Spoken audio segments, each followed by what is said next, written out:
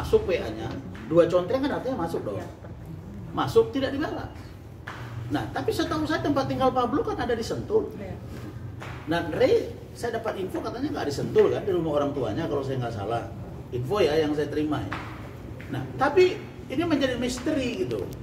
Ray keluar nggak komunikasi sama saya, tapi komunikasi ke media lewat YouTube pribadi, komunikasi lewat pengacaranya.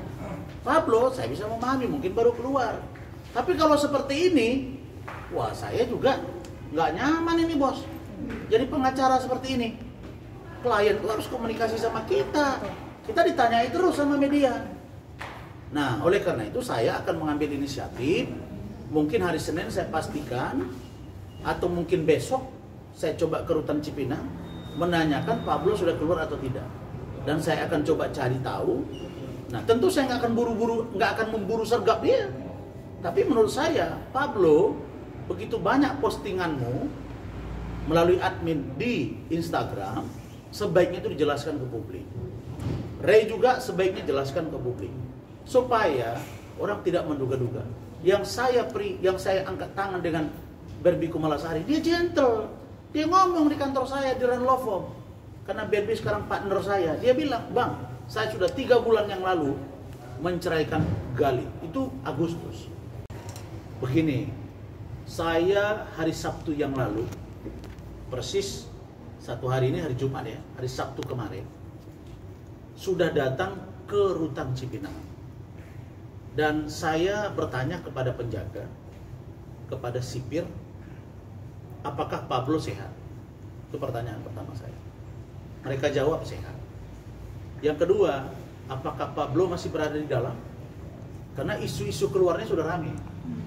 Termasuk juga ketika Ray Utami keluar, dia mengatakan Pablo sekitar 4 bulan lagi keluar. Memang kalau kita hitung dari hukuman yang mereka jalani, Ray itu 1 tahun 4 bulan, Pablo 1 tahun 8 bulan, Gali 2 tahun 4 bulan. Maka kalau hitung-hitungan kita memang sekitar Desember atau Januari itu Pablo keluar. Maka pertanyaan saya, apakah Pablo di dalam? Mereka mengatakan di dalam. Kemudian apakah saya bisa berkomunikasi dengan Pablo? Hampir 1/4 jam saya di situ berdebat dengan penjaga. Saya katakan ini sangat penting. Kenapa saya anggap penting? Karena saya besoknya akan berangkat keluar kota. Sebab saya sidang di beberapa provinsi, kabupaten dan provinsi di Indonesia. Jadi saya minta waktu itu ada kebijakan seperti yang dilakukan di Rutan Salemba ketika saya berkunjung membesuk Vicky Prasetyo yang waktu itu masih ditahan. Apa itu? Saya minta video call. Nah, mereka mengatakan tidak bisa. Alasannya COVID pandemi sekarang makin mengganas. Sehingga mereka tidak berani untuk berkomunikasi dengan Pablo. Bahkan saya beritahu agar misalnya saya minta untuk mengirim surat kepada mereka di dalam. Tapi juga tidak diperkenankan. Artinya apa? Saya melihat bahwa pada waktu itu pandemi memang sangat merajalela bahkan sampai sekarang dan tidak memungkinkan untuk kita berkomunikasi. Karena mereka mengatakan bahwa kita sangat-sangat menjaga jangan sampai terjadi orang yang terjangkit akan menimbulkan klaster baru di rutan.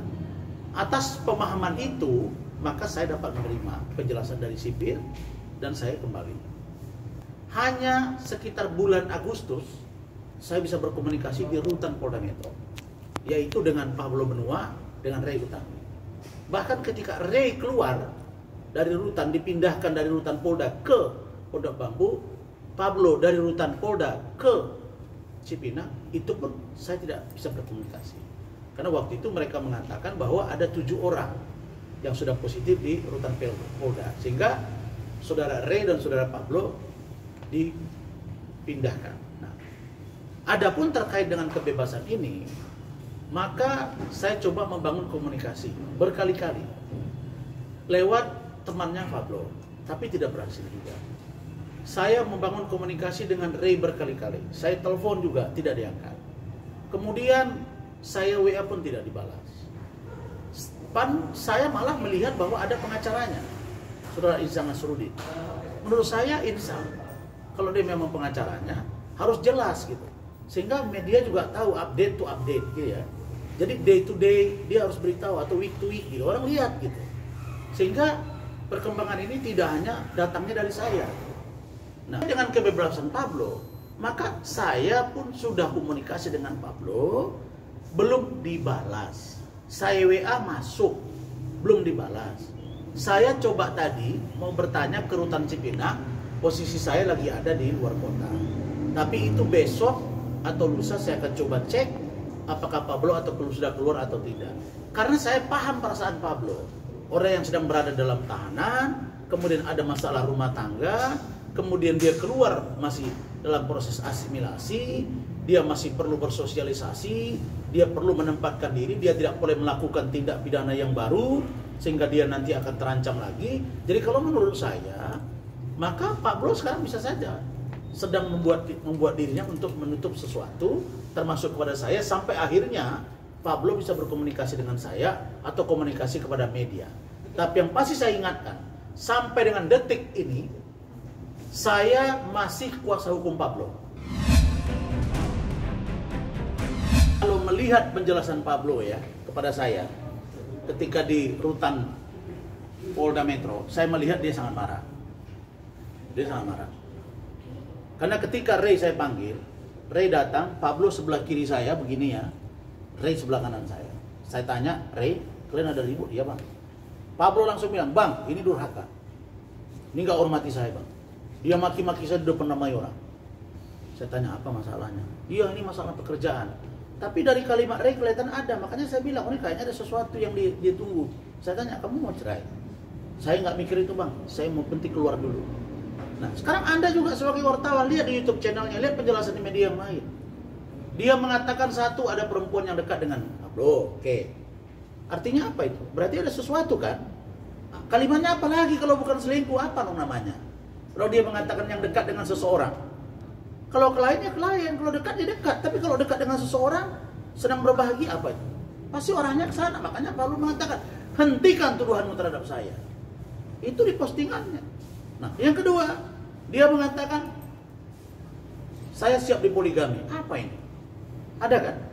Nah, atau gini nih menurut saya ya, Pablo dengan Ray ini main pansos nih. Ray keluar, nggak ngomong ke saya tapi lontar ke media. Pablo buat posting, saya sebagai kuasa hukum ditanya wartawan. Wow, kalau begini capek gua bos.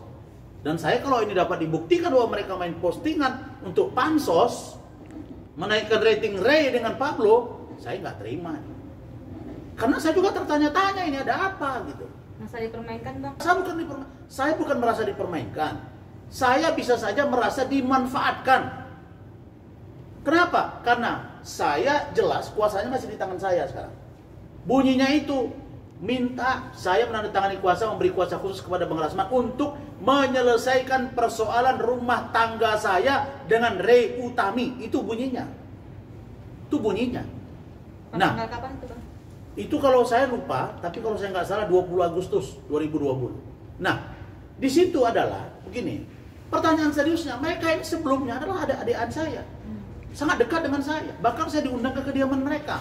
Bahwa kemudian Pablo juga ada organisasi namanya Garuda Nasionalis. Saya menjadi dewan penasehatnya.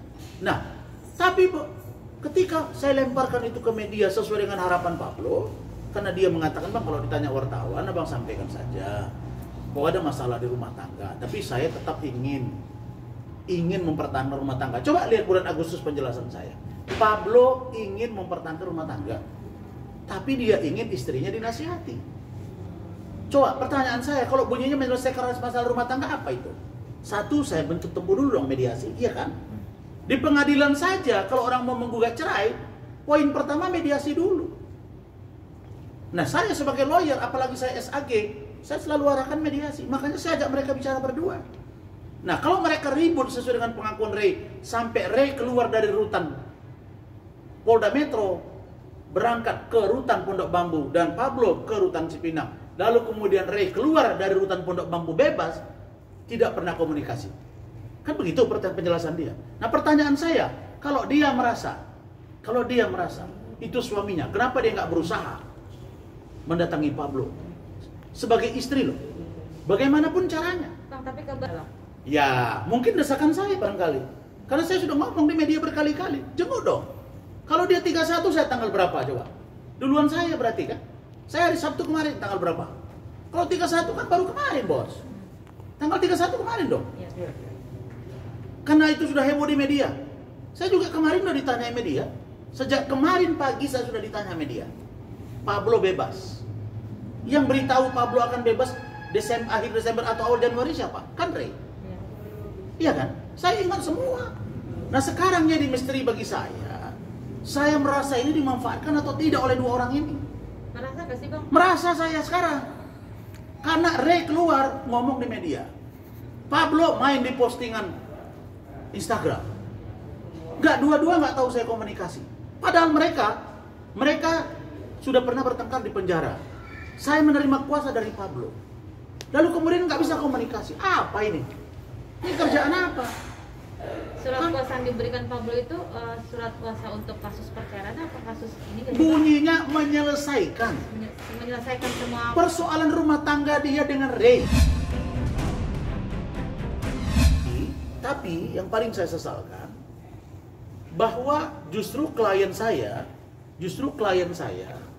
saudara Pablo Benua ini patut kami curigai, dituduh, nah ini dia, dituduh, patut kami curigai ini, atau saya katakan bahasa presumption of innocence-nya patut diduga,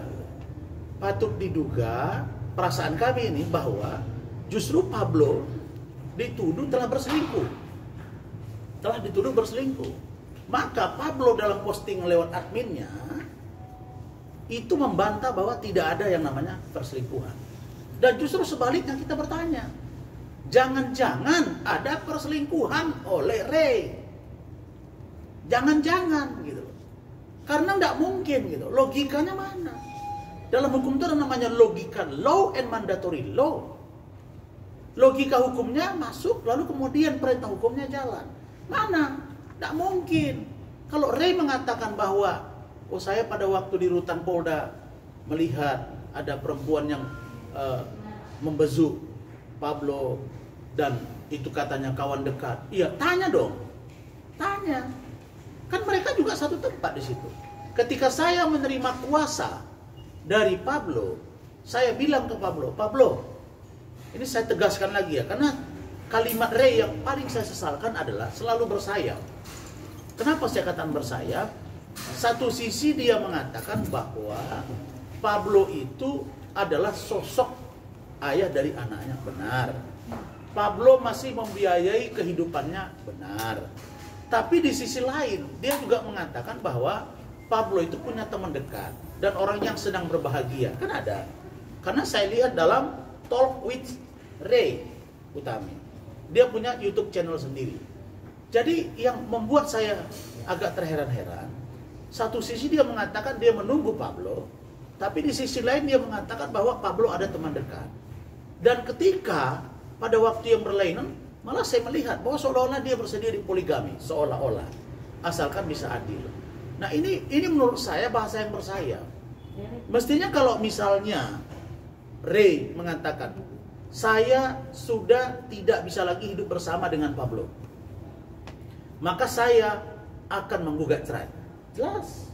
Atau dia bilang, saya akan menunggu Pablo keluar untuk menyelesaikan persoalan rumah tangga kami. Yang kedua itu, artinya itu juga jelas. Yang ketiga, atau dia bilang, ketika Pablo keluar, saya akan mengajak dia preskon, menjelaskan tentang keadaan rumah tangga kami yang sebenarnya. Itu juga jelas. Dan atau dia bilang, saya bersedia di poligami kalau Pablo keluar. Itu juga jelas. Atau dia bilang, saya melihat bahwa Pablo punya pacar atau punya selingkuhan. Kan mereka satu tempat gitu. Nah yang tidak masuk akal, bagaimana mungkin Pablo punya pacar sedangkan ini COVID dan itu tempatnya sempit. Saya sudah lihat di dalam, jadi nggak logis gitu. Ditambah lagi pernyataan dari insan yang mengatakan bahwa klien kami tidak ingin berpisah dengan Pablo.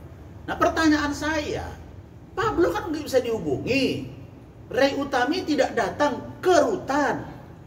Apakah berusaha untuk video call atau berkirim surat kepada suaminya atau berkomunikasi dengan saya. Ada wartawan yang nanya, yang beritahu ke saya, Bang, katanya Insang akan hubungi Abang. Nggak ada sampai sekarang.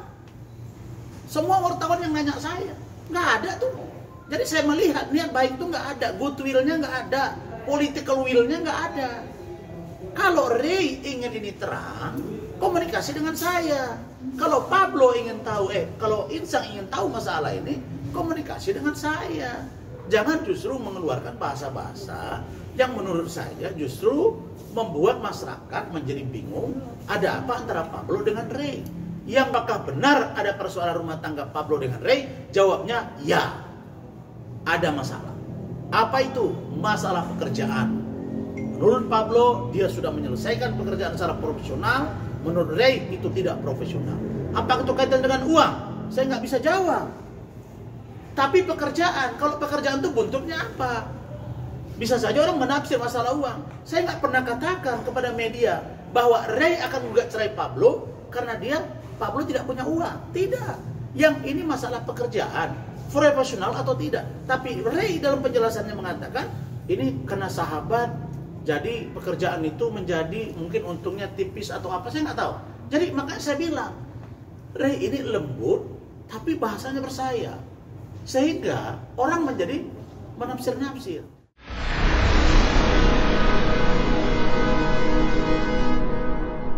Jadi jangan lupa untuk subscribe Cumi Cumi. Ditekan ya tombol lonceng merahnya.